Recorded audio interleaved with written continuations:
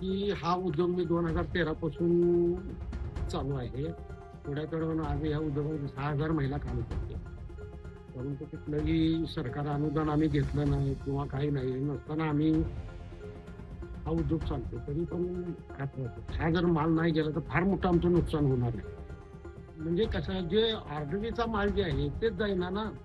Order order आहे, परंतु मालच उचलायला तयार नाहीत ना. ते ते युद्धामुळं जे जे बाहेर देशामध्ये चालू आहे. पवित्र रमजान सणाचा आम्हाला फार मोठी ऑर्डर आहे. परंतु ह्या युद्धामुळं मालच जाईना. हा सगळा माल दुबईला जातो.